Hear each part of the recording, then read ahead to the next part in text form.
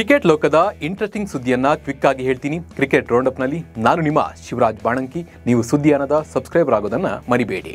Team ಇಂಡಿಯಾದ captain Suryakumar Yadav, head coach Gautam Gambhir, Hardik Pandya ಮುಂಬೈನಿಂದ ದುಬೈಗೆ ಹಾರಿದ್ದಾರೆ. ಏರ್ಪೋರ್ಟ್ನಲ್ಲಿ ಸೂರ್ಯಕುಮಾರ್ ಹಾಗೂ ಹಾರ್ದಿಕ್ ಪಾಂಡ್ಯ ಹೊಸ ಲುಕ್ನಲ್ಲಿ ವಿಶೇಷವಾಗಿ ಕಾಣಿಸಿಕೊಂಡಿದ್ದಾರೆ. ಇನ್ನು ಕೋಚ್ ಗೌತಮ್ ಗಂಭೀರ್ ಎಂದಿನಂತೆ ಬ್ಲಾಕ್ ಡ್ರೆಸ್ನಲ್ಲಿ ಏರ್ಪೋರ್ಟ್ನಲ್ಲಿ ಕ್ಯಾಮರಾ ಕಣ್ಣಿಗೆ ಬಿದ್ದಿದ್ದಾರೆ. ಏಷ್ಯಾ ಕಪ್ಗಾಗಿ team India all rounder Hardik Pandya ತಮ್ಮ ಅಭ್ಯಾಸದ ಜೊತೆಗೆ ತಮ್ಮ ಲುಕ್ಸ್ ಮೂಲಕ ಸದ್ದು ಮಾಡ್ತಾ ಇದ್ದಾರೆ. ಹೊಸ ಹೇರ್ ಕಟ್ ಮತ್ತು ಕಲರ್ ಮಾಡಿಸಿದ್ದು ಆ ಫೋಟೋಗಳು ಸೋಷಿಯಲ್ ಮೀಡಿಯಾದಲ್ಲಿ ಸಖತ್ ವೈರಲ್ ಆಗ್ತಾ ಇವೆ. ಹೊಸ ಗೆಟಪ್ನಲ್ಲಿ ಹಾರ್ದಿಕ್ ಪಾಂಡ್ಯ ಹಾಲಿವುಡ್ ಸ್ಟಾರ್ ತರ ಕಾಣ್ತಾ ಇದ್ದಾರೆ. ಏಷ್ಯಾ ಕಪ್ಗಾಗಿ ಟೀಮ್ ಇಂಡಿಯಾ ದುಬೈನಲ್ಲಿ ಬೀಡು ಬಿಟ್ಟಿದ್ದು, ಇಂದಿನಿಂದ ಐಸಿಸಿ ಅಕಾಡೆಮಿಯಲ್ಲಿ ತಂಡದ ಮೊದಲ ಅಭ್ಯಾಸ ಅವಧಿ ನಡೆಯಲಿದೆ. ಮುಂದಿನ ವರ್ಷ ನಡೆಯಲಿರುವ T20 ವಿಶ್ವಕಪ್ಗೆ ಸಿದ್ಧತೆಗಳನ್ನು ಗಮನದಲ್ಲಿಟ್ಟುಕೊಂಡು ಸೂರ್ಯಕುಮಾರ್ ಯಾದವ್ ನಾಯಕತ್ವದಲ್ಲಿ ನಡೆಯಲಿರುವ ಏಷ್ಯಾ ಕಪ್ ಭಾರತಕ್ಕೆ ಬಹಳ ಮುಖ್ಯವಾಗಲಿದೆ. ಭಾರತ ತಂಡವು ಸೆಪ್ಟೆಂಬರ್ 10ರಂದು ದುಬೈ ಮೈದಾನದಲ್ಲಿ UAE ವಿರುದ್ಧ ಆಡುವ ಮೂಲಕ ತನ್ನ ಅಭಿಯಾನವನ್ನು ಆರಂಭಿಸಲಿದೆ.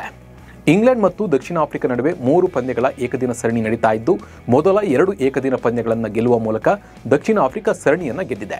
1998ರ ನಂತರ ಮೊದಲ ಬಾರಿಗೆ ದಕ್ಷಿಣ ಆಫ್ರಿಕಾ ಇಂಗ್ಲೆಂಡ್ನಲ್ಲಿ ಏಕದಿನ ಸರಣಿಯನ್ನು ಗೆದ್ದಿದೆ. 331 ರನ್ಗಳ ಗುರಿ ಚೇಸ್ ಮಾಡಿದ ಇಂಗ್ಲೆಂಡ್ 50 ಓವರ್ಗಳಲ್ಲಿ 9 ವಿಕೆಟ್ಗಳ ನಷ್ಟಕ್ಕೆ 325 ರನ್ ಗಳಿಸಿ ಸೋಲನ್ನು ಅನುಭವಿಸಿತು. ಏಷ್ಯಾ ಕಪ್ ತಂಡದಿಂದ ವಂಚಿತರಾದ ಯುವ ಆಟಗಾರ ಯಶಸ್ವಿ ಜೈಸ್ವಾಲ್ ಮತ್ತು ಶ್ರೇಯಸ್ ಅಯ್ಯರ್ ದುಲೀಪ್ ಟ್ರೋಫಿಯಲ್ಲಿ ನಿರಾಶಾದಾಯಕ ಆರಂಭವನ್ನು ಕಂಡಿದ್ದಾರೆ. ಪಶ್ಚಿಮ ವಲಯ ತಂಡದ ಪರ ಆರಂಭಿಕನಾಗಿ ಕಣಕ್ಕಿಳಿದ ಯಶಸ್ವಿ ಜೈಸ್ವಾಲ್ ಮೊದಲ ಇನ್ನಿಂಗ್ಸ್ನಲ್ಲಿ ಕೇವಲ 3 ಎಸೆತಗಳಲ್ಲಿ 4 ರನ್ ಗಳಿಸಿ ಔಟ್ ಆದರು. ಇನ್ನು ಬ್ಯಾಟ್ಸ್ಮನ್ ಶ್ರೇಯಸ್ ಅಯ್ಯರ್ ಮೊದಲ ಇನ್ನಿಂಗ್ಸ್ನಲ್ಲಿ ಹೇಳಿಕೊಳ್ಳುವಂಥ ಪ್ರದರ್ಶನವನ್ನು ನೀಡಿಲ್ಲ. 28 ಎಸೆತಗಳಲ್ಲಿ 25 ರನ್ ಬಾರಿಸಿ ವಿಕೆಟನ್ನು ಒಪ್ಪಿಸಿದರು. ಪಂಜಾಬಿನಲ್ಲಿ ಭೀಕರ ಪ್ರವಾಹದಿಂದ ಜನ ತೀವ್ರ ಸಂಕಷ್ಟಕ್ಕೆ ಸಿಲುಕಿದ್ದಾರೆ. IPL ತಂಡವಾದ ಪಂಜಾಬ್ ಕಿಂಗ್ಸ್ 34 ಲಕ್ಷ ರೂಪಾಯಿ ದೇಣಿಗೆಯಾಗಿ ನೀಡಿ ಮತ್ತು ಕ್ರೌಡ್ ಫಂಡಿಂಗ್ ಅಭಿಯಾನವನ್ನು ಆರಂಭಿಸಿ ಸಹಾಯವನ್ನು ಮಾಡಿದೆ. ಈ ಹಣವನ್ನು ಪರಿಹಾರ ಕಾರ್ಯಾಚರಣೆಗೆ, ರಕ್ಷಣಾ ದೋಣಿಗಳಿಗೆ ಮತ್ತು ಸಂತ್ರಸ್ತ ಪೀಡಿತರಿಗೆ ಅಗತ್ಯ ವಸ್ತುಗಳನ್ನು ಒದಗಿಸಲು ಬಳಸಲಾಗುವುದು. ಇನ್ನು ಪಂಜಾಬ್ ಕಿಂಗ್ಸ್ ತಮ್ಮ ಅಭಿಮಾನಿಗಳನ್ನು ಮತ್ತು ಸಾರ್ವಜನಿಕರನ್ನು ದೇಣಿಗೆ ನೀಡುವಂತೆ ಕರೆ ನೀಡಿದೆ. ಯೋಗರಾಜ್ ಸಿಂಗ್ ಇತ್ತೀಚಿನ ಸಂದರ್ಶನವೊಂದರಲ್ಲಿ MS ಧೋನಿ ವಿರುದ್ಧ ವಾಗ್ದಾಳಿಯನ್ನು ನಡೆಸಿದ್ದಾರೆ.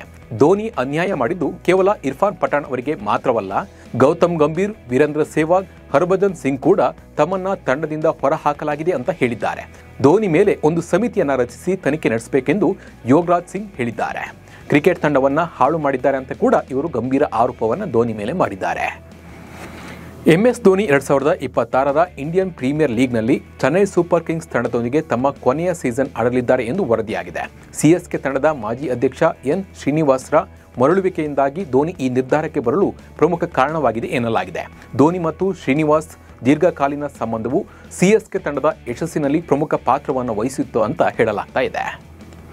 ಟೀಮ್ ಇಂಡಿಯಾ ಆಟಗಾರ ಅಮಿತ್ ಮಿಶ್ರಾ ಎಲ್ಲ ಮಾದರಿಯ ಕ್ರಿಕೆಟ್ಗೆ ವಿದಾಯವನ್ನು ಹೇಳಿದ್ದಾರೆ. ಇದರೊಂದಿಗೆ 15 ವರ್ಷಗಳ ಸುದೀರ್ಘ ವೃತ್ತಿ ಜೀವನ ಅಂತ್ಯಗೊಂಡಿದೆ. 2010ರಲ್ಲಿ ಭಾರತದ ಪರ ಸ್ಪಿನ್ನರ್ ಆಗಿ ಪದಾರ್ಪಣೆ ಮಾಡಿದ ಅಮಿತ್ ಮಿಶ್ರಾ 2017ರವರೆಗೆ ಟೀಮ್ ಇಂಡಿಯಾವನ್ನು ಪ್ರತಿನಿಧಿಸಿದರು. ಬಿಗ್ ಹಿಟ್ಟರ್ ರಾಸ್ ಟೇಲರ್ ಅಂತಾರಾಷ್ಟ್ರೀಯ ಕ್ರಿಕೆಟ್ಗೆ ನಿವೃತ್ತಿ ವಾಪಸ್ ಪಡೆದು ಮೈದಾನಕ್ಕಿಳಿಯಲು ರೆಡಿಯಾಗಿದ್ದಾರೆ. ನ್ಯೂಜಿಲೆಂಡ್ ಪರ 112 ಟೆಸ್ಟ್, 236 ಏಕದಿನ ಹಾಗೂ 102 T20 ಪಂದ್ಯಗಳನ್ನು ಆಡಿರುವ ರಾಸ್ ಟೇಲರ್ ಇದೀಗ ಕಿವೀಸ್ ಬದಲಿಗೆ ಸಮೋಹ ದೇಶದ ಪರ ಅಂತಾರಾಷ್ಟ್ರೀಯ ಕ್ರಿಕೆಟ್ ಆಡಲು ಸಜ್ಜಾಗಿದ್ದಾರೆ. 4 ವರ್ಷಗಳ ಬಳಿಕ ದಿಢೀರ್ ನಿವೃತ್ತಿ ವಾಪಸ್ ಪಡೆದು ಇನ್ನೊಂದು ದೇಶದ ಮೈದಾನಕ್ಕೆ ಇಳಿಯಲು ರೆಡಿ ಆಗ್ತಿರೋದು ವಿಶೇಷ ಎನಿಸಿದೆ. ಇವಿಷ್ಟು ಕ್ರಿಕೆಟ್ ಲೋಕದ ಇಂಟ್ರೆಸ್ಟಿಂಗ್ ಸುದ್ದಿಗಳು. ನಮಸ್ಕಾರ.